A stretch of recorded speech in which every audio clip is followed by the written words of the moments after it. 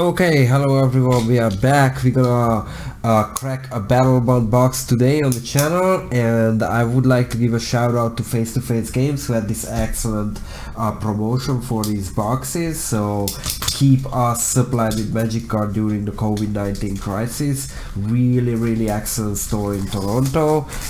So shout out to them, and without further ado, let's try to crack this set, which is excellent if you have a 4-person family at home, mommy daddy against the kids. So two-headed giant format, some excellent cards which are very good to commander decks too, and I hope we release something similar soon, or Wizards will release something similar soon, so we'll have really, a critical mass of needed two-headed giant cards to make this format interesting to a broader audience, because I think there's a lot there.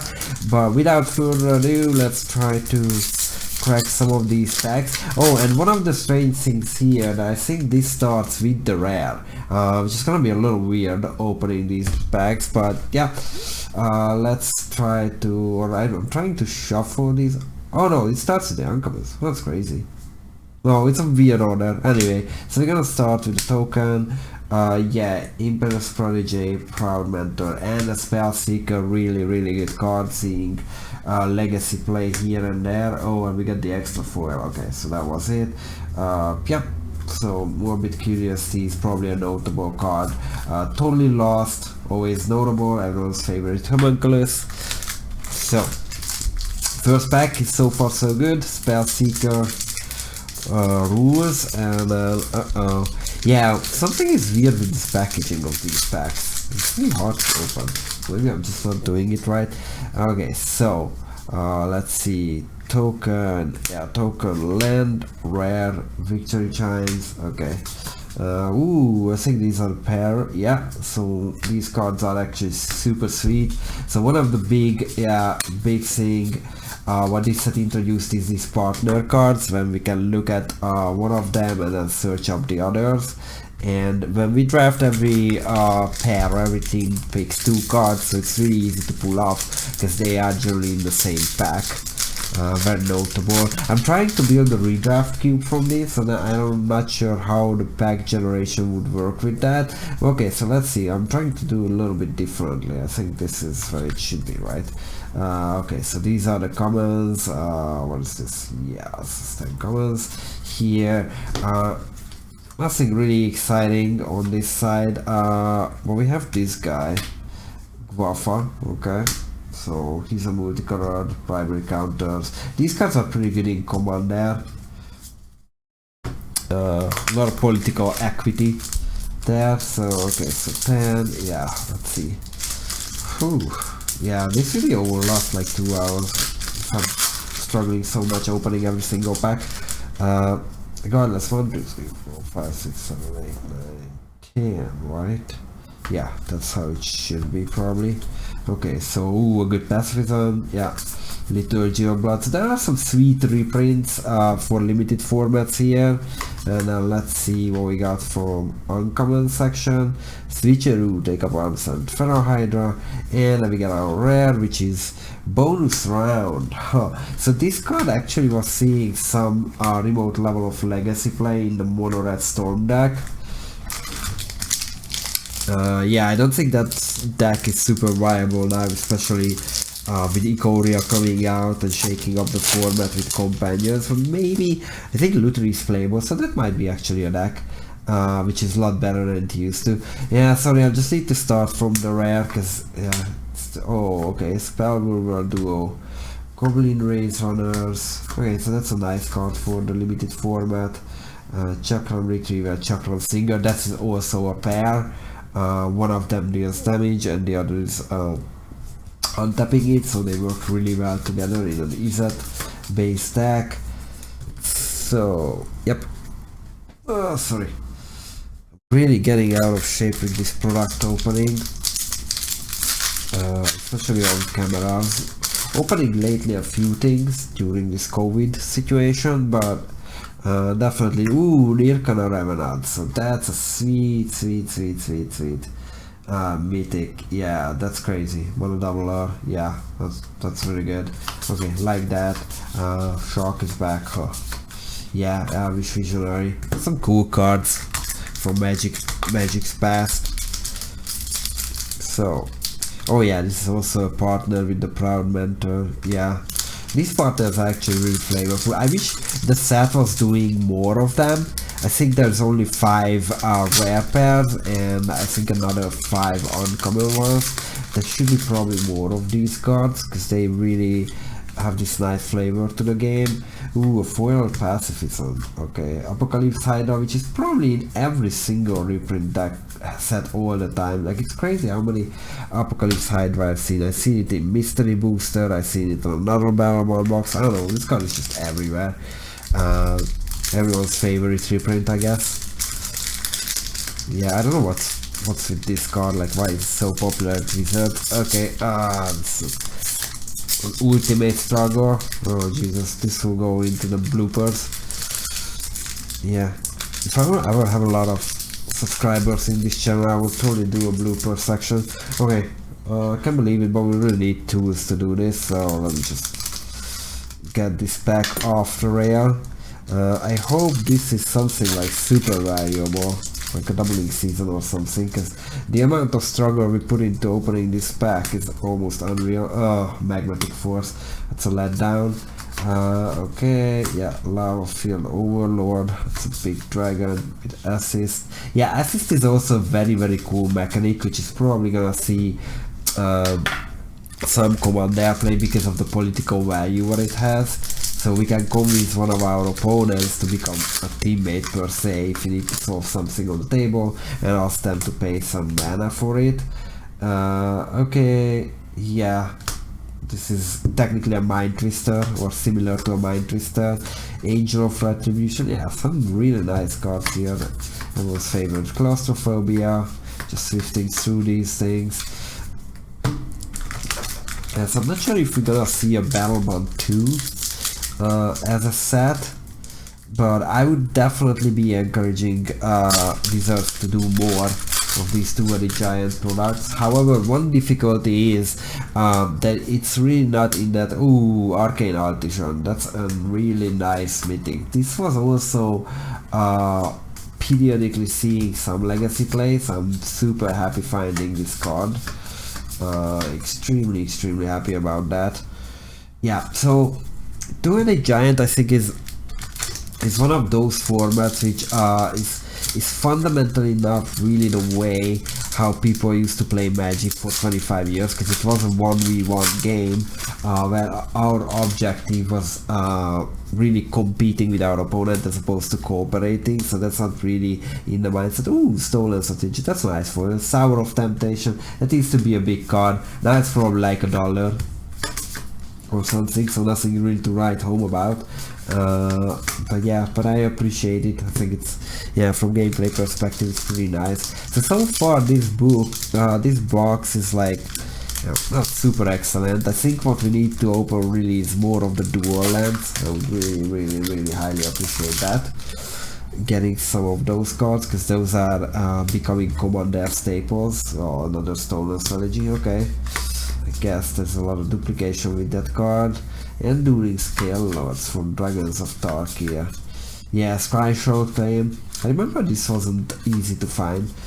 So going back to the two-headed giant discussion, I think, yeah, so it's fundamentally, you know, not something which people learned over the years how they played Magic. However, I think Commander is a step to the good direction, because people occasionally end up teaming up to solve a threat on the table and stuff like this. So, you know, that's kind of emphasizing certain mechanics which are essential for two-headed giant. But I think it's a really good twist, if you will, on Magic the Gathering, that instead of being fully competitive game, it has a cooperative angle, and I really like that, and I hope Wizards keep promoting that type of gameplay, and maybe we will see bigger events related to that. So they're trying to emphasize team kind of behavior, but it's more like team GPs and 3 people pairing up, and then, you know, they basically function as a team, so their records are combined in a way, but that's still assuming 1v1 games. And a big step forward with two-headed giant, and there's a constant communication, teamwork during every single game, so that's really good. And like I'm trying also to learn how to, you know, play better with my teammate, how to communicate.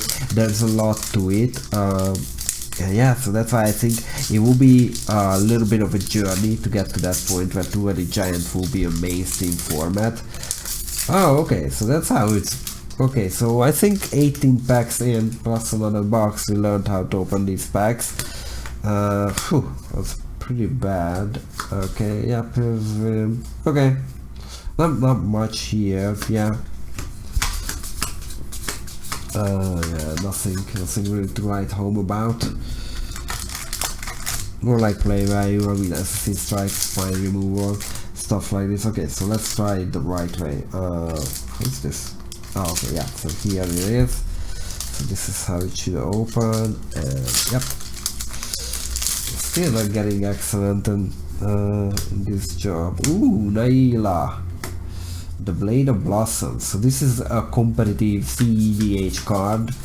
Very happy to get this mythic rolling. I think this is one of the better mythics in the set. Obviously you can open double in season, so you know there is certainly a cap on these, or like there's a way to go. Okay, Spirit Token, Ragnar and Kraft. Ooh, this is a cool pair partner commander thing.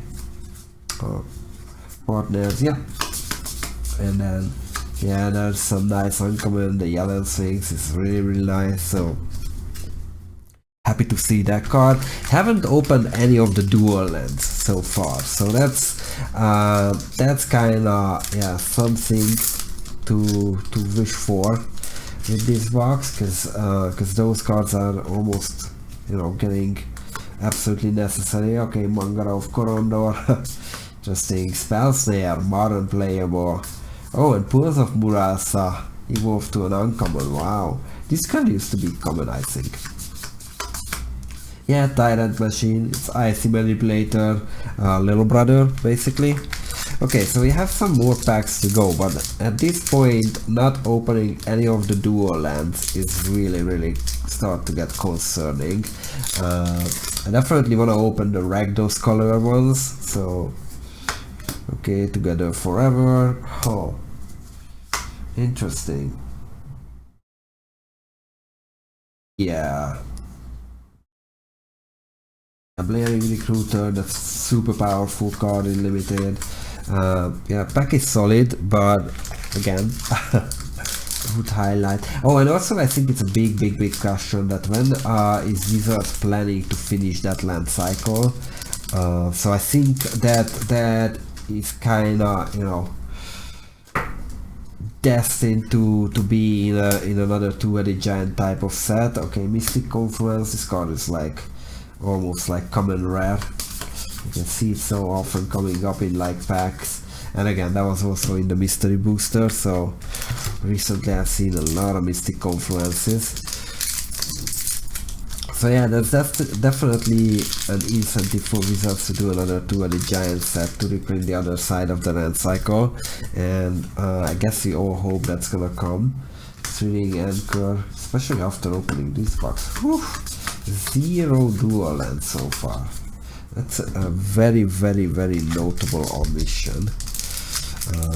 Yeah, like I don't even know what to say at this point about that. Yeah, 0 dual land. Wow, come on, Wizards. You can't let the channel down with a 0 dual land box. Okay, an emblem. So let's see, Core Spirit Dancer. The dual land curse is still on us. Wow. That is absolutely remarkable. 0 duels. Huh. Yeah, probably the other box should have been on camera when I opened, because that was including Mycosynth Larry's doubling season. Oh, Luxury Suite. Sweet. So now, finally we get one of this. Oh, extremely happy about Luxury Suite. that's something which I think would go into many of my commander decks. So yeah, look at these nice artwork, flavor, and this is an untapped landing commander. So untapped, producing dual colors, really good. Not fetchable. It would be way too powerful. Like, yeah, like that would be a very close replacement to actual dual lands like Alpha Beta Revised unlimited dual land. So that's not something Wizards will try to tinker with anytime soon, I think. But even despite of that, like having a land which we can just put into play produces both colors of mana without almost any drawback. I mean, it has to be in our opening hand, but that's all what we are asking for. So yeah, so that's really good. And I believe yeah that if ever two-headed giant will become like, you know, a mainstay format or competitive, ooh, a land tax. Hello, land tax. So this is, yeah, I don't think this is very pricey right now, but it's definitely a card, you know, to which is very notable, because this is printed originally from Legends, an old school staple. Obviously you can't use this artwork in old school, but really it's a big part of Magic history. So there was this like text edge decks. It's just generally a good card advantage meeting land drop, so it's really is a control staple, if you will. Yeah, Lentex is awesome. You guys have to try playing with Lentex if you haven't done so already. It goes into a lot of commander decks, so really happy with the card. Important piece. I have a lot of them because of certain other things, like playing pre-modern, playing like old school, so I have like basically every single version of it, but I'm still really happy with this card. Sentinel Tower, okay, that's like a limited all-star rare. Yeah, nothing much. Okay, so give us another dual land, and if I hit another dual or two, I want to hit the blue-black one. Yeah, if I hit that dual land, I will be pretty happy overall. And obviously, yeah, more doubling seasons are more welcome, so can never have enough doubling season. Okay, that's well. Stunning Reversal. That's probably the cheapest mythic, so this is a flop. Absolutely in the set, but you know, yeah, not everything can be a cake with cherries. Okay, yeah. So moving on to the next pack. Okay, dual land still, last one standing. This is a really good card. Oh, this is an amazingly good card, especially in Commander. 3 mana board wipe. Yeah, because I'm thinking lately playing one of that companions, the hippopotamus dinosaur or whatever from Ikoria, which requires a leg binding construction restriction of having cards 3 or higher mana cost. So the first 2 turns we don't really do anything, which means that we're gonna probably fall behind, and board wipes like this at, you know, cheap mana cost even with a drawback are pretty good in those type of decks. So definitely keeping an eye out for last one standing. Archon of Valor 3 is not so much, even though it was showing up some legacy decks, the Maverick type of decks at a certain point. Okay, so Spirit, Generous Patron, okay, interesting. Yeah, these are not super exciting. Okay, so we are running to the end and still one dual land short. A little bit sad about that one, but hoping to get a hit there, because that would put us back to a legitimate commander player. Okay, Sea of Clouds, that's the other duel. I have already copies of this, but yeah, definitely not gonna say no to that. It's a great card, part of that cycle. Okay, 4 more packs to go. So give us a blue-black dual land. Let's just get the control colors.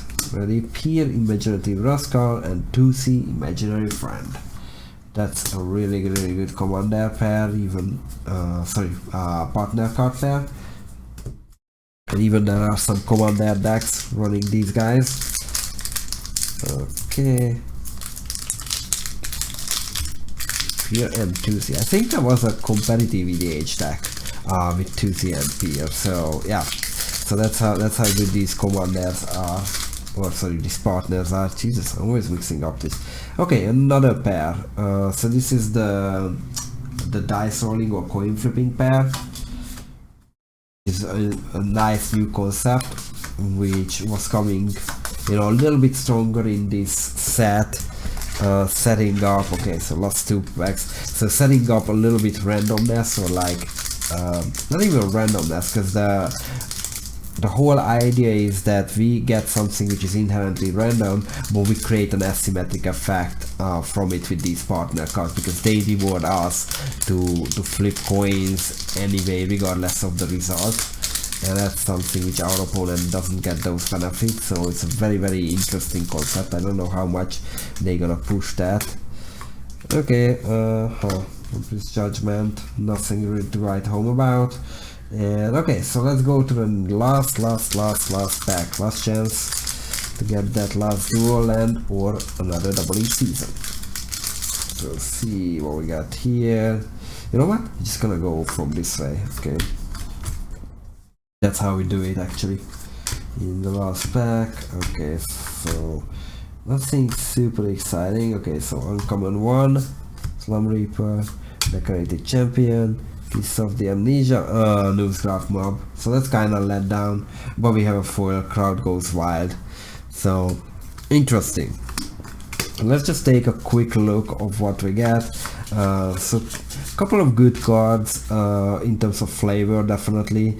Our mythic hit wasn't, yeah, land tax, luxury suite, so 2 of the duels. Yeah, Naila. The Artisan is nice. Nirkana Revenant, Spellseeker, and we get yeah, we had more mythics here. Sorry, let me just go through again. We had a bonus round. Bonus round is mythic, right? A bonus round wasn't mythic? Okay, so Naila, Artisan, Revenant, Land Tax. Yeah, so it's a 5 mythic box, which is pretty good in terms of overall mythic numbers. Yeah, and bonus round is turning. Yeah, bonus round is rare. Okay, fine. So this is, yeah, so this is basically 5 mythic box. Out of the mythics, I think 2.5 are notable. The others are limited all-stars. We have a Spellseeker and 2 of these lands. So definitely not something to be like super excited about. But my other one was pretty excellent, and this has a lot of the cards which are very good in the limited environment, and I'm happy to have them here. So overall I'm not unhappy, and I think this is a product definitely which has this like nice flavor and play value. Like Two-Headed Giant is a unique experience, so even if the box really not like a money home run, it's a nice product to just enjoy, play with your family, friends, and do Two-Headed Giant, and you know, play with a hopefully increasing number of people who want to engage in Two-Headed Giant gameplay, hopefully after the COVID situation ends and we can all go back to the game store and play Magic together. So I think overall this wasn't a super excellent box, but regardless of that I was still happy opening it. And I think there was a lot of cards which I'm very happy to just have in my collection. And yeah, the previous one was an absolute home run. I wish that was on camera. It has Mika's Intlatis, Naila, 3 of the dual, and doubling season, whatever we wanted to wish for. So that was total home run. This is less of a home run, but the 2 together will be a redraft cube in my collection. So when friends come around, we can, you know, open some of these cards, or like like create random packs and then do some drafts sealed, which will be hopefully a very enjoyable experience. And I hope they're gonna come out with a Battlebond 2 or something similar to the two-headed giant format, and I hope it will catch up, because it's a very unique way to play Magic, emphasizing on more skills of collaboration as opposed to direct competition, which I think is another nice way of engaging with, you know, the best game made in human history. So thank you guys for watching, and like the video, subscribe to the channel, have a great day, stay safe, and once everything is hopefully back to normal or something close to normal, we can meet at the game store and play some games of Magic. So thanks for watching guys, and see you next time.